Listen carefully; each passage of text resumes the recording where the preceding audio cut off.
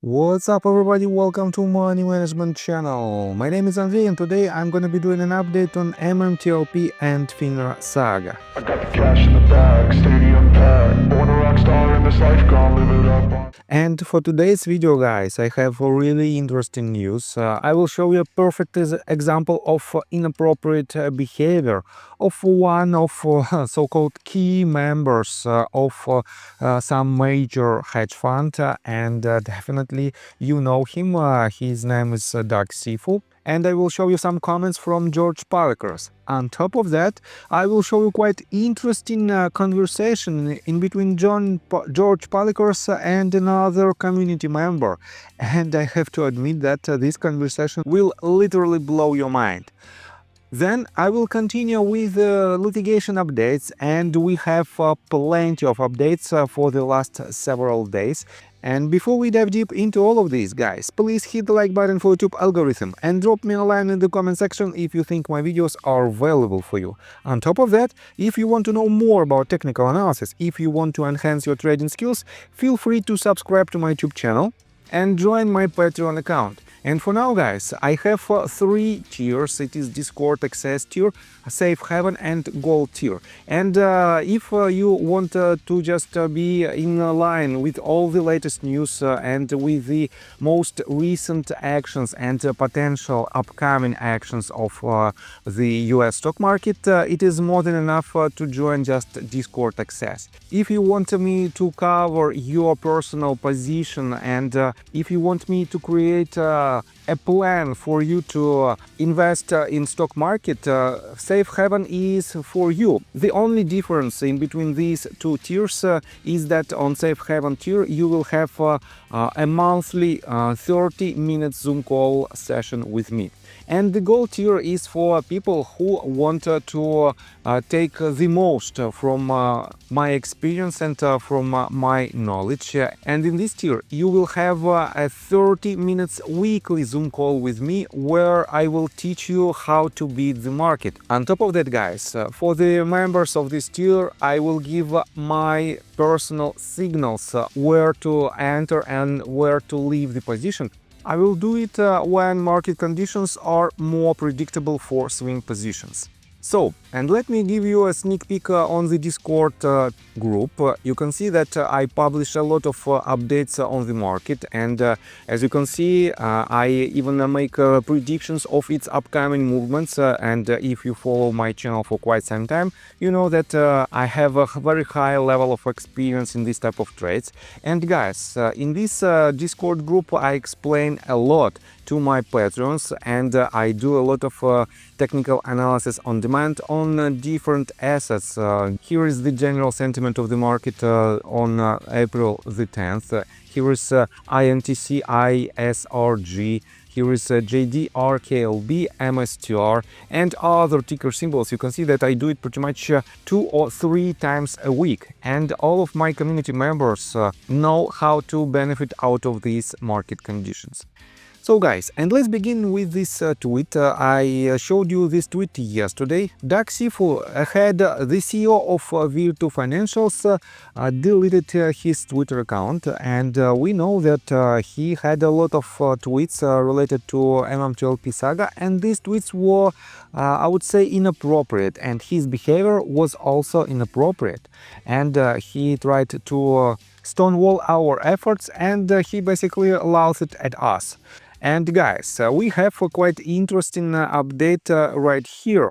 So, Christian Shaughnessy wrote this. The NHL suspends Florida Partners Vice Chairman and Partner and Virtu Financial CEO Doug Sifu indefinitely from any and all involvement with the team and the league. And guys, let me show you this in details. I want to pay attention to this tweet that was written by Dave Lower. Dave Lower wrote, has Doug Sifu harassed and attacked you online? You're not alone, he sucks. Poor Dougie has deactivated his Twitter account, but I bet that NHLPR would love to hear your story and see any screenshots you have. Maybe submit this form too. And he added the link to NHL.com website. And here's the screenshot that he added as well to his tweet. It is an official statement of Florida hockey team. And it says, Doug Sifo, who owns a minority stake in the Florida Partners, has been suspended indefinitely by the NHL for unacceptable and inappropriate posts on social media on Sunday. Sifo, who is vice chairman, partner, and alternate governor of the partners, first made his Twitter account private on Monday before deactivating it completely.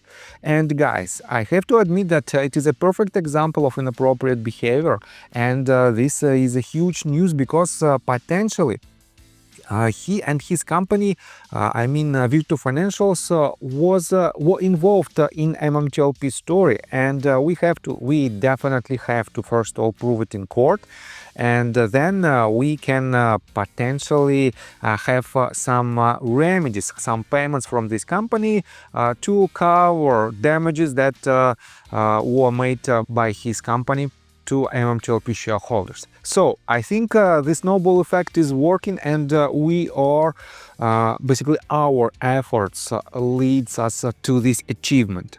On top of that, guys, take a look right here. George Palikaras also reacted to this news, and he wrote, "NHLPR just did what FINRA or the SEC wouldn't. After being indefinitely suspended by the NHL for unacceptable, inappropriate posts, the high-frequency hockey bro has vanished from social media. Guess we finally found a circuit breaker he couldn't override." Thank you to the NHL for doing what FINRA and SEC and market structure apologists haven't had courage or integrity to do for years. Hold Sifo accountable for his conduct. Shame it took offensive tweets about hockey instead of, say, decimating retail order flow or harvesting billions from dark pools. To his loyal band of cronies, no worries, Virtu still got plenty of liquidity to internalize your grief. And to Dougie, we will miss the daily masterclass in moral gymnastics, Doug. Thankfully, your disciples seem limber enough to keep the tradition alive. And guys, I have to admit that it is quite interesting because George Palikaras, well, he doesn't like to post this type of tweets, especially he doesn't do it quite often. But this was definitely some kind of, I would say, overreaction from George Palikaras in regards to this action. On top of that, guys, I want to pay attention to another quite interesting tweet from Jeff Davis, the Energy OG, and he reacted to the tweet of George Palikaras that I've just read to you. So, he wrote, "George was DMing me a month or two ago and insulated he thought was a chance he got effed by John Brda. I got the receipts if he pushes back." And guys, I have to admit that Jeff Davis added some screenshots to his post, and let me show you these details. Here is the allegedly screenshots of George Palikaras' conversation with Jeff Davis, and George Palikaras is on your left side, Jeff Davis is on your right, with this blue window. So, George wrote, "My short experience with oil and gas is that it's like a gambling, playing with stats and luck. People who suggest it's a science I call BS. It's at best indicators, not proof that the assets will produce unless you are in some Arab country. Any the oil is just coming out freely for the ground. I don't know what attracts you to this business." And Jeff wrote, "Why do you think?" And I cannot read it entirely, but let's assume that. Why do you think NBH hired a consultant who? And I don't have any more details of this tweet. So George Palikaras reposted some responses from Jeff, and Jeff previously wrote. So, "Surely you know the Orogrande was fraudulently conveyed from Arabella Petroleum, run by Greg's longtime friend Jason Hoysager, and that a bankruptcy court caught him and made him pay $2 million in 2017 for an asset he has paid zero for before that." And George answered, "No, I didn't know this. Do you have any info links to share?" Let me show you the next screenshot. George also answered to this tweet. Jason Hostiger told a friend of mine before the MMAT deal was announced to buy TRCH stock and that a deal was coming that would make it move higher. Wonder who gave him that. And George answered, thank you for this information. I can now add him to my list if I get to discovery. So next screenshot. Paid to people. I was shocked. It is tweets from George Palikaras, and Jeff wrote, I can assure you I've never been short, never worked with shorts. Like I told you, when Brda sent people to my house, I had a grudge. George answered, I can believe that. I would probably react worse. And the next part of these screenshots are here. So let me show you one by one again. Jeff Davis wrote, he lied to court. How can you not disclose in filings the existence of a court case that took your main asset away? You are the ex-CEO, you tell me. And George wrote, is McCabe worth a lot? Do you know his net worth? Next one, again Jeff wrote, you know, one NBH board member was DeWoody's wife's friend and another Dubois' wife's friend. Heard some against between them now. And George didn't know this, and we can understand it by his tweet. Are you serious? Wow, you are killing me, man. Next one. Contact with UL, just quote some numbers for Hudspeth. Wanted to ask about well reports. Mentioned my report. Guy asked me to send to him and his boss. Obviously, the report suggests it's a fraud. This went on for years after. My opinion to UL doesn't matter, no matter what anyone thinks. And George asks him, can you send me your report? Is that the Masterson's one? So guys, with all this information, I have to admit that, George Palikaras, I still think that he hides some information, but to be honest, with these tweets, I can see that potentially he was fooled by another CEOs of former TRCH company, and you know that he was fired from Next Bridge Hydrocarbons board of directors, and with these actions he became just an ordinary person with some shares of Next Bridge of Metamaterials. Sorry, I don't know, does he have any shares of MMTLP or NBH now, but previously he definitely owned some. So I have to admit that we have some additional information from our so-called 1209 community. And Jennifer Vetrano wrote this 13 hours ago, Pacer updated. And here's this court listener page related to Vetrano versus Securities and Exchange Commission. And we have two recent filings. It is a reconsideration and protective order. Let me show you them one by one. And this is a first document that was filed, as you can see, on May the 8th. And it is a plaintiff's opposed pro se motion under Federal Rule of Civil Procedure for reconsideration of order, administratively closing case. And let me quote you some details. So, to the Honorable United States District Court, Plaintiff Jennifer Vetrano, appearing pro se, respectfully moves this court pursuant to Rule 59E of the Federal Rules of Civil Procedure to reconsider and vacate its order dated May the 1st, 2025, docket number 52, which administratively closed this case based on the mistaken conclusion that plaintiffs' claim fall within the scope of the automatic bankruptcy stay under this rule. As demonstrated below, the order rests on clear factual and legal errors that require correction. Reopening the case is necessary to prevent manifest injustice and allow plaintiff to pursue direct claims against non-bankrupt parties. And in this document, which has 11 pages in it, she explains why this document should be granted. And let me show you a prayer for relief. For the following reasons, plaintiff respectfully requests that the court 1. Vacate the court's order dated May the 1st, 2025, docket 52, administratively closing the case. 2.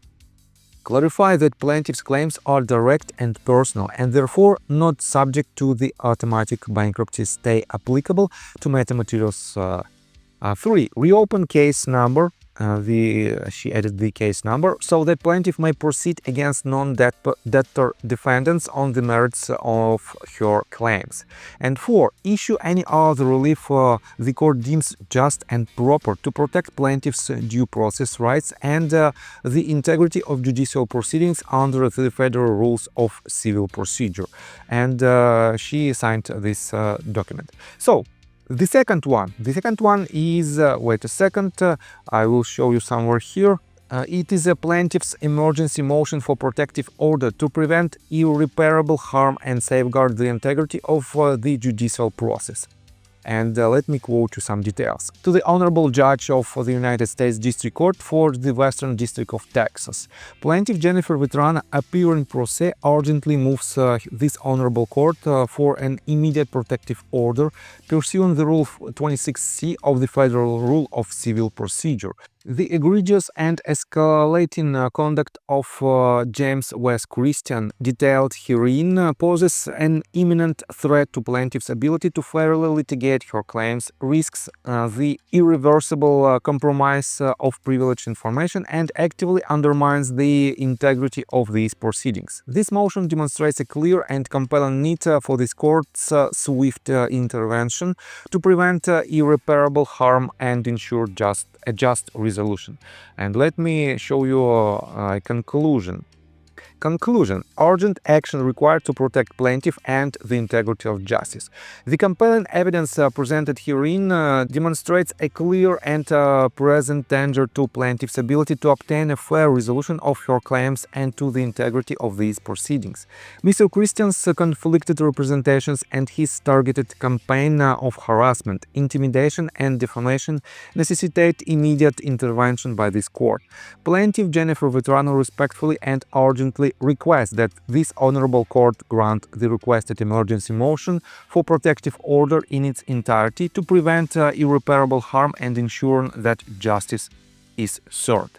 So guys, it is not the end. It is not the end of news related to our case and to West Christian, because in Wilcott versus Securities and Exchange Commission case, we also have an update that were filed basically just yesterday. We have several dockets, docket 53 and 54. And previously it was docket 52. It is an opposed motion to leave to exceed page limitations because, well, a lot of community members, a lot of 1209 community members exceed the number of pages, and that is why they need more. They need more pages to explain their position. And let me show you these two documents. Fortunately, they are free to download. First of these is, wait a second, it is a plaintiff's response to defendant Next Bridge Hydrocarbons motion to withdraw and substitute counsel. And I have to admit, wait a second, let's skip all the details which he explains. So let's switch to conclusion itself. And let me quote you this. Plaintiff respectfully requests the court: 1. Grant NBH's motion to withdraw and substitute counsel. 2. Order discovery into NBH's ties to metamaterials MMTLP trading data from June 21st, 2021 to December the 12th, 2022. And all communications between Christian Etar's attorneys and NBH, John Brda and Gregory McCabe. 3. Produce Exhibit D from ECF number 44-1 and case number, this is the case number. And 4.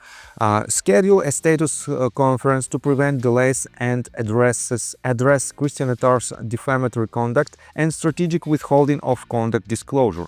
Plaintiff's evidence, supported by related filings from Peace Trout's affidavit confirming the authenticity of Exhibit A and the motion to lift PSLR discovery stay, demonstrates NBH's long-standing misconduct, justifying these measures to ensure justice for over 65,000 MMTLP investors harmed by defendants' actions.